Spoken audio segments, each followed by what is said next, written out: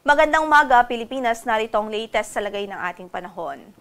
Umiiral pa rin ang habagat at apektado pa rin ito ang Katimugang Luzon, maging ang buong Visayas at Mindanao at nagdudulot pa rin nga po ito ng malawakang pagulan sa malaking bahagi ng bansa. So nakakaapekto po ng weather system sa ngayon sa bansa ay ang habagat o southwest monsoon, maging yung mga localized thunderstorms na pwede pong maranasan ng mga pagkidlat at pagkulog mostly sa hapon at gabi. Ngayon po ay wala tayong LPA na minomonitor sa loob ng ating area of responsibility, wala ring bagyo pero magantabay pa rin tayo sa magiging updates ng pag-asa ukol sa mga posibilidad ng pagkabuo ng mga panibagong weather systems such as LPAs at tropical cyclones.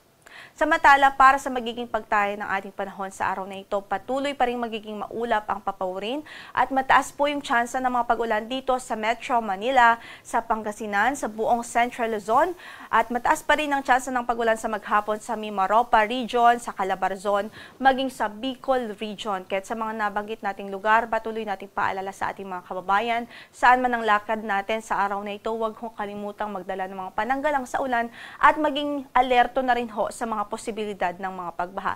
Lalo na po yung mga ilang lugar na ilang araw na rin hong nakakaranas ng mga pag-ulan. Samantala sa natitirang bahagi ng Luzon, dito po sa Ilocos Region, Cordillera Administrative Region, sa Cagayan Valley, so sa natitirang bahagi ng Ilocos Region maliban sa Pangasinan, ay makaranas po ng bahagyang maulap hanggang sa maulap na papawirin at meron pa rin pong tsansa ng mga localized thunderstorms anytime of the day. So ingat pa rin ang ating abiso at huwag kong kalimutang magdala ng payong saan man ang lakad natin sa araw na ito. Para naman sa weather temperature forecast po natin dito sa Metro Manila from 25 to 31 degrees Celsius ang inaasahan. Malamig pa rin sa Baguio, 16 to 23 degrees Celsius, 25 to 32 sa Laoag City, 24 to 33 sa Tuguegarao, at 24 to 31 degrees Celsius sa Legazpi City. Sa Tagaytay ay malamig rin from 23 to 30 degrees Celsius. Samantala sa buong Visayas, asahan pa rin natin ang maulap na papawirin at halos mga tuloy-tuloy o mataas na tsansa ng mga pag-ulan dahil pa rin po sa habagat o southwest monsoon. Gayon din dito po sa Zamboanga Peninsula, Bangsamoro Region, dito po sa Northern Mindanao at Caraga dahil din po sa epekto ng habagat.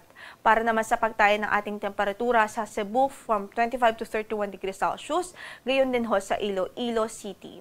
Gayon din sa Kalayaan Islands at sa Puerto Princesa City, inaasahan natin from 25 to 31 degrees Celsius. Sa Tacloban, 24 to 32 degrees Celsius, 25 to 31 degrees Celsius naman sa Cagayan de Oro at Zamboanga City, samantala sa Davao City ay 24 to 32 degrees Celsius. Again, ang maulap at mataas yung chance ng mga pagulan ay ang Visayas, buong Visayas, Zamboanga Peninsula, Bangsamoro, Northern Mindanao at Caraga Region. So ingat pa rin hong ating abiso sa mga kababayan doon, saan man ang lakad natin sa araw na ito, huwag hong kalimutang magdala ng payong. Samantala sa natitirang bahagi naman ng Mindanao ay bahagyang maulap hanggang sa maulap ang papawirin at mataas rin po ang tsansa ng mga localized thunderstorms dahil din sa habagat o southwest monsoon. Ngayon po ay wala rin po tayong gale warning na nakataas sa namang bahagi ng ating mga baybaying dagat. Ingat pa rin po sa ating mga mandaragat, especially yung mga gumagamit ho ng maliliit na sasakyang pandagat. At ang sunrise natin for today is 5:42 in the morning at lulubog ang araw mamaya sa ganap na alas 6:19 ng gabi. Yan ang latest mula sa Pag-asa. Ito po si Lori de la Cruz Galicia.